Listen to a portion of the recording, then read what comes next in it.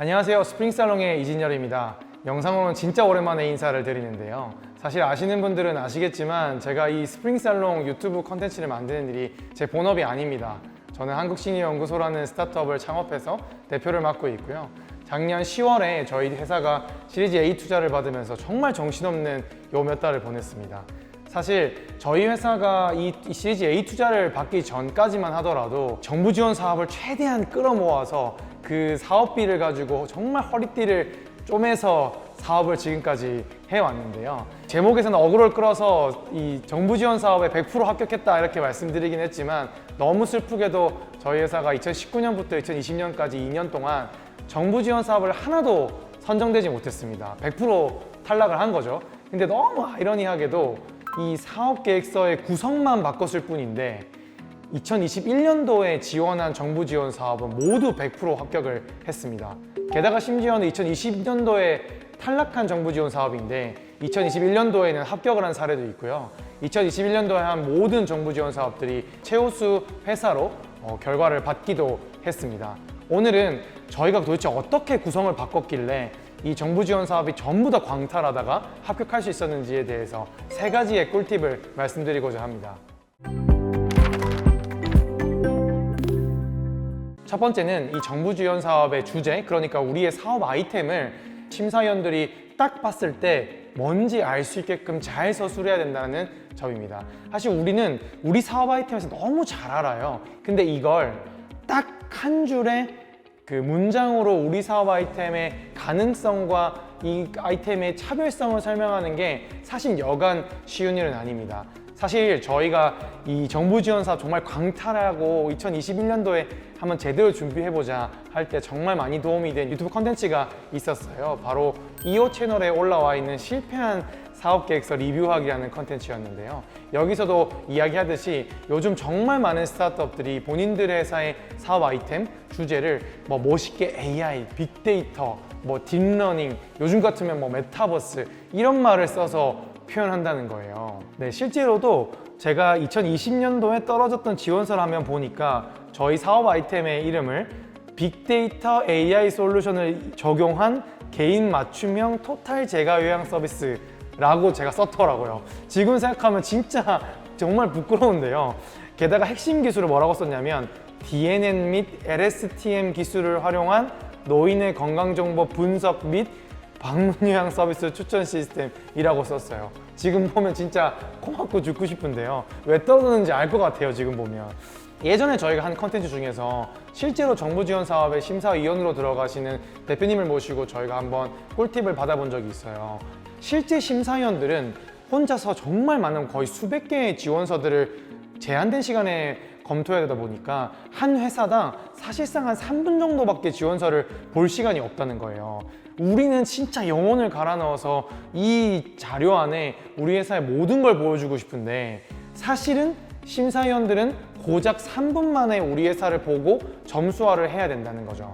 그렇기 때문에 우리가 이렇게 어려운 용어, 어려운 말, 정확하게는 명확하지도 않은 기술 용어들을 넣어서 우리를 설명하기엔 이들이 이걸 보고 3분 안에 우리 회사를 파악하기가 어렵다는 것이 첫 번째 저의 팁입니다.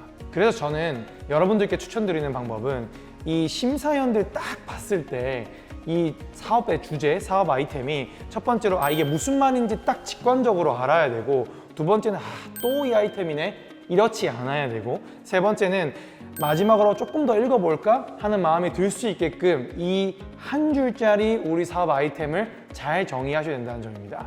그래서 실제로 저희 회사가 같은 정부 지원 사업에 대해서 탈락했을 때와 합격했을 때 이 주제에 대해서 어떻게 썼는지를 좀 보여드릴 텐데요. 빅데이터, AI 솔루션, 개인 맞춤형 이런 말을 썼다고 말씀드렸잖아요. 근데 같은 정부 지원 사업인데 합격했을 땐 저희가 뭐라고 썼냐면 재가 요양 시설, 업무 자동화, 그리고 엔드, 마케팅 솔루션, 하이케어라고 썼습니다. 그러니까 무슨 얘기냐면 이런 빅데이터, AI 어려운 말인데 뭐가 실제로 무슨 가치를 제공해 주는지 모르는 말을 다 버린 거예요. 정부 지원 사업 보는 심사위원들 중에서 뭐 딥러닝 이런 거 좀 보신 분들은 무슨 말인지 다 알 거예요. 근데 일단 말이 어렵잖아요. 그래서 이걸 다 빼고 뭐라고 했냐면 재가 요양 기관의 반복적이고 수기 업무들을 자동화해서 어르신 몇 명당 몇 시간의 행정 업무를 줄여주는 자동화 솔루션이다. 그리고 이런 기술을 갖고 있다. 이렇게 표현을 했습니다. 그러니까 결국 이 용어들을 다 빼고 이 심사위원들이 보기에 얘네가 갖고 있는 기술이 그러니까 뭔가 이 운영자의 시간을 줄여주나 보네. 어떻게 줄여주지? 이런 흥미를 돋게 하는 형태로 제목과 우리의 기술을 한 줄로 표현을 한 거죠. 이제 두 번째 얘기로 좀 자연스럽게 넘어갈 수 있을 것 같은데요. 두 번째는 우리 사업 아이템이 주는 경제적인 이익이나 혹은 고객이 겪는 편익을 숫자로 잘 나타내 보시라는 거예요. 그러니까 예를 들어서 저희 같은 경우는 우리가 요양기관의 그 운영자가 어떤 하는 행정 업무들을 자동화해 줍니다 라는 말을 하고 싶은데 이걸 그냥 자동화해 준다고 하면 도대체 뭘 자동화 한다는 거야? 그래서 무슨 일을 없앤다는 거야? 그럼 몇 시간을 없애는 건데 그러면 도대체 어떤 편익이 있는데 이런 의문점이 들 수밖에 없거든요. 그래서 이걸 실제로 얼마나 어떤 일에서 어떤 비효율이 있고 그걸 얼마만큼 저희가 줄여줄 수 있는지를 보시는 표처럼 이렇게 기술을 했습니다. 그렇게 하다 보니까 이 심사위원들 입장에서는 얘네가 뭔가 기술이 있네, 그 기술로 실제로 요양기관의 시간을 줄여주네, 그러면 이런 상상력을 해보게 되는 거죠. 얘네가 도대체 어떤 일을 줄여주는지 좀 더 듣고 싶다. 그래서 여러분들도 여러분의 사업 아이템의 기술을 통해서 편익을 얻게 되는 대상이 어떤 경제적 가치나 혹은 어떤 편익을 얻게 되는지를 숫자로 표현하는 것들을 최대한 노력해 보시는 것을 추천드립니다. 마지막도 좀 자연스럽게 이어지는데요. 바로 서술형으로 쓰기보다는 표를 잘 활용하라는 이야기입니다. 사실 저는 개인적으로 대학 때 인문학을 전공했고 그 사회과학을 전공했던 문돌이여가지고 모든 글을 되게 장황하게 써요. 근데 사업을 해보니까 우리 사업 계획서를 어딘가에 보여주거나 보고하거나 하는 일련의 행위에는 이렇게 서술형으로 장황하게 쓰면 안 되더라고요. 왜 그런지 보니까 아까 정부 지원 사업의 심사위원들 얘기한 것처럼 이걸 읽는 사람들이 시간이 일단 없고요. 이걸 길게 읽을 생각이 없기 때문에 이 서술형이 너무너무 비효율적이라는 것을 알게 됐습니다. 실제로 저희가 탈락한 계획서를 살펴보니까 이게 소설인지 수필인지 모를 정도로 진짜 엉망으로 썼더라고요. 근데 되게 아이러니하게 PPT를 만들 때는 도식도 잘 넣고 구조화를 최대한 많이 하려고 노력했는데 이런 문서화를 할 때마다 서술형으로 쓰는 버릇이 저한테 있더라고요. 아마 이거 공감하시는 분들 되게 많으실 거예요. 근데 그러면 어떻게 쓰라는 거냐?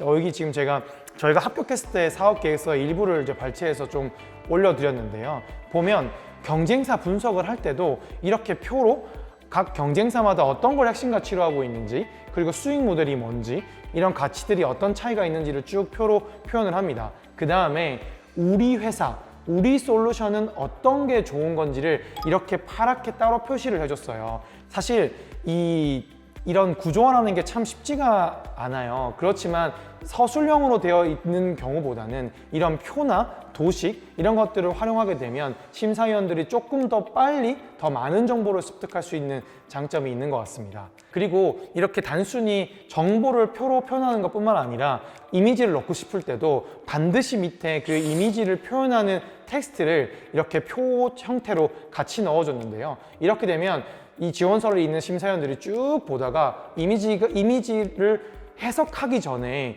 이 텍스트를 보고 이 이미지가 이런 거구나, 얘네가 이걸 얘기하고 싶은 거구나 라는 걸 빨리 파악하게 돼서 정보 습득의 효율을 좀 더 야기할 수 있는 장점이 있습니다. 지금까지 한 2년 동안 정부 지원 사업에 100% 탈락했던 저희 팀이 1년 만에 어떻게 100% 선정이 되고 최우수 졸업을 할 수 있었는지에 대한 팁 3가지를 말씀드렸습니다. 사실 저는 정부 지원 사업을 잘 되는 것만이 사업의 성공을 이야기하는 기준이라고 생각하지는 않아요. 사실 정부 지원 사업이 다 떨어졌던 저희 회사조차 사실은 잘 성장하고 있었고 되게 많이 좌절은 했지만 회사는 충분히 성장하고 있었다고 생각하거든요. 그러나 내가 사실 좋은 회사인데 이걸 잘못 구성해서 혹은 계획서를 잘 쓰는 꿀팁을 몰라서 선정되지 않는 것을 방지하는 측면에서 여러분들께 이런 꿀팁을 말씀드려봤습니다. 이상 스프링살롱의 이진열이었습니다.